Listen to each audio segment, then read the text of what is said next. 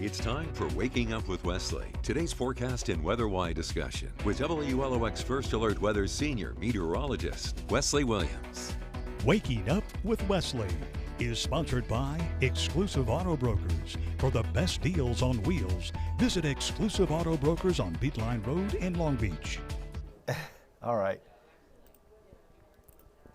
Hello there, I'm Senior Meteorologist Wesley Williams. Thank you for waking up with Wesley. So there's a lot happening in the weather center today. Of course, we are in recovery mode from yesterday's tornadoes in Jackson County, which we will find out and hear from the National Weather Service their plans on if and or when they plan to come over from Slidell to survey any of the damage and determine the intensity of the multiple tornadoes that struck parts of South Mississippi. So that's what's happening today. Our weather, though, much better with dry conditions. And then we get some rain chances tomorrow night before a cold blast hits on Wednesday. But before we talk about our local weather, I do want to briefly touch on the tropics because there's a significant storm out in the Caribbean. So Melissa, if you haven't heard, has made it to Category 5 intensity. It's one of the strongest storms of this season so far, joining other Category 5 storms like Erin, as well as, I believe, Fernan. Let me go back to this and look. I might have misspoken. Erin and, Category major storms, Erin, Gabrielle, Umberto, and now Melissa. So that's 4 major storms so far this year. Obviously, most of the tracks have been away from the Gulf Coast. Melissa is also a storm that will take place away from the Gulf Coast, but places like Jamaica, that's where they are bracing for a direct hit from a Category 5 storm. I mean, this view, it leaves you breathless. You're staring into the eye of a monster storm. On satellite, it has that buzzsaw appearance, and that means the symmetry is on point. All engines are firing. Everything that could go right for this storm to get stronger is going right. You've got the warm water. The wind shear is not bothering it. There's plenty of moisture envelope that is surrounding that center of the storm. And that eye just looks like a little pinhole there. Just perfect circle eye. It's just remarkable. We actually have another view of the satellite. This is from the National Weather Service, the National Oceanic and Atmospheric Administration, and you can see just that pinhole little eye. Look at the size of the whole storm. There's the island of Jamaica, by the way, already in the cloud shield of Melissa, but there's that tiny little eye and the big massive storm. Obviously, the core of the storm is right here, but you do have other areas of strong winds along that too.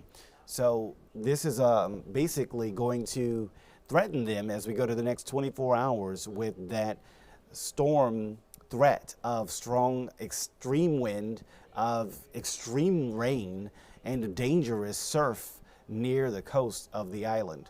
And you know, folks, when you're staring down the eye of a Category 5 hurricane, it really just kind of sends chills up your spine. If you have any friends, family that live in Jamaica, I really hope that they have made their safe precautions and are sheltered down, hunkered down in their safe space. A lot of times Category 5 storms can rip away infrastructure and make it very difficult for regular life to continue after they hit. And like we see on the Gulf Coast, we talk a lot about pre-Katrina, post-Katrina. They are probably going to be talking about pre-Melissa, post-Melissa for Jamaica. This is going to be one of the strongest storms to have ever hit their island. I can take you to some of the stats. Currently, 160 mile per hour wind speed, and the center located about 100 miles southwest of Kingston, Jamaica, and the pressure 913 millibars. But the worst part about this storm right here, the movement, a slow one. It's not even going 5 miles per hour. You know, some of you can walk faster than this storm is moving. So that's like, you know, 2 bad things in a row. Bad thing 1, the storm is of monster intensity with winds of Category 5. But bad thing too, it's not moving quickly. So the places that are going to see these impacts are going to see them for a prolonged duration. And that means a 12-hour window heading into this evening and tonight that many portions of western Jamaica are going to likely be dealing with hurricane force conditions. Maybe some of the winds could reach intensity, like we just showed you, around Category 5. This is a closer look at the computer model with this storm. And you'll notice as we go to this afternoon that intensity staying at Category 5. We go to tonight, and there's that landfall overnight into early Tuesday on the western side of Jamaica. So, you know, catastrophic impacts are basically unavoidable with this type of approach from the storm. The whole island is going to be hit by destructive wind, but there's going to be this one spot on the western side where the immediate direct landfall happens. And wherever that happens on the western side of the island, again, catastrophic, irreversible likely damage that will change that part of the planet potentially for a long time, longer than we will be here. So that is not going to come back. Wherever that hits directly on the western side of Jamaica, it will be changed for all intents and purposes. For our purposes, it will be changed forever. By the time that comes back from whatever it will be sent to, many of us will probably be gone. So that's going to, again, it's terrible. All right, so after Jamaica, you got tomorrow. East Cuba is up for the next hit. They're going to see a direct hit from a major hurricane. Then after that, the Bahamas get the next hit, or maybe the Turks and Caicos. We'll see. There's some uncertainty there. They still get a hurricane hit. And then when you go beyond that into later this week, the storm then takes itself up toward the island of Bermuda. So they could also see a hurricane hit from Melissa as well. So Melissa just going for as many landfalls as possible here. And while Jamaica, the catastrophic damage appears to be unavoidable, maybe if after the storm hits Jamaica, maybe somehow the mountainous terrain on that island can really punch through the storm and help to reduce some of the intensity. And then maybe that happens again when it goes through Cuba, the eastern side of Cuba. Maybe if there's some high mountains there, high terrain that can also hit into the storm and reduce some of the intensity before it heads out over the Bahamas and the Turks and Caicos and Bermuda. So this is what I mean when I say it's the unavoidable impact. You know, the whole island has a chance to see hurricane winds, but that best chance to see hurricane winds on the island of Jamaica will be on that western half. So those are going to be places that, especially wherever that direct, you know, that's the chance of 74-mile-an-hour winds, right? The chance of seeing 160-mile-per-hour winds is going to be for a very, very tiny spot wherever the direct landfall happens. But wherever that happens on the western side of that island, it's going to be a long time for recovery for them, if they recover at all. Zooming out, you can see the threat of dangerous wind. Hurricane wind will also impact areas near the Turks and Caicos and be just to the east of the Bahamas. Obviously not a Gulf Coast threat. Look at the rain impacts. Well, we'll start off here.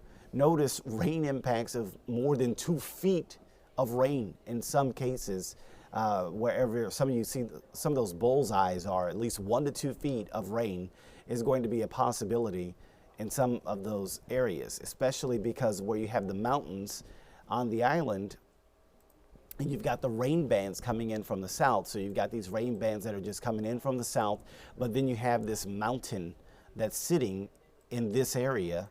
Well, when the rain clouds and the rain bands hit that mountain, it kind of piles up the rain along the cliffside of the mountain and causes extreme flooding and runoff from those mountainous areas. And so that's how you can get the rain amounts to really pile up. And then you're in the kind of the shadow of the mountains on some of these other areas on the north. And so that's why you actually don't see as much of a rain total, because some of the mountains actually blocks some of those rain bands from coming around. They're still going to see some rain, but it won't be the type of extreme stuff that happens on the southern and western half of the island. All right, then you zoom out and you'll notice that it's not just the island of Jamaica, but also eastern Cuba and also portions of Haiti that could still get in on some pretty extreme amounts of more than half a foot of rain in some of those areas. So again, just a terrible thing there.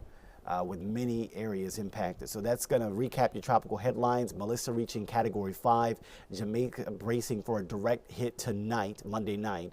The Gulf Coast features no local concerns, and hurricane season officially ends next month. And by the way, if hurricane season ended today, NOAA's forecast would be A+, perfect by the numbers, because they forecasted 13 to 18 storms. Melissa is the 13th storm. They forecasted 5 to 9 hurricanes. Melissa is the 5th hurricane. And they forecasted 2 to 5 major hurricanes. Melissa is the 4th major hurricane of the season. So all of what we are actually seeing is falling directly in the range that was forecast by NOAA earlier this season. So hats off to NOAA for an accurate forecast by the numbers as far as what we have seen so far this hurricane season. Of course, the numbers don't tell you where the storms will hit, but I'm happy to report that all 13 of them have not hit anywhere on our northern Gulf Coast up here.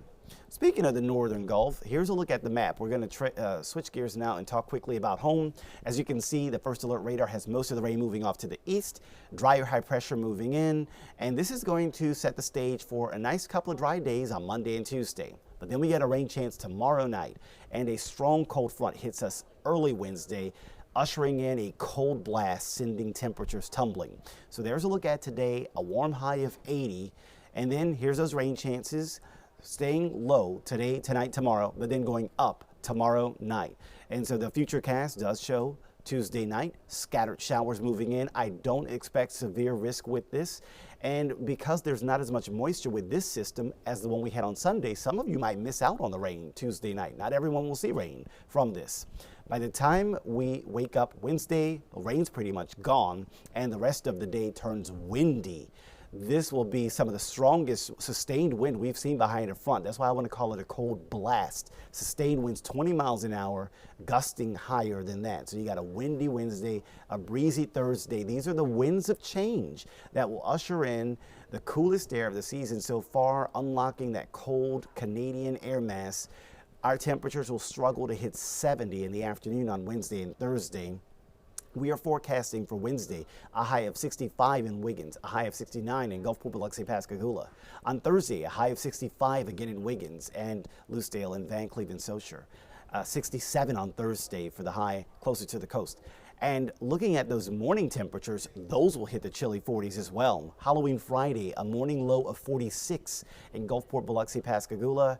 And then for areas like Wiggins, morning low on Friday of 42. You're talking about cold. That's going to be one of the coldest mornings so far this season. So yes, a really chilly pattern settling in Wednesday, Thursday, Friday. Then you go to the weekend, temperatures moderate a little bit as we fall back from daylight saving time to standard time. So jam-packed Waking Up with Wesley update there, but we're pretty much out of time now. But thank you so much for waking up with Wesley today, and we'll see you again next time. Waking Up with Wesley has been sponsored by Exclusive Auto Brokers. For the best deals on wheels, visit Exclusive Auto Brokers on Beatline Road in Long Beach.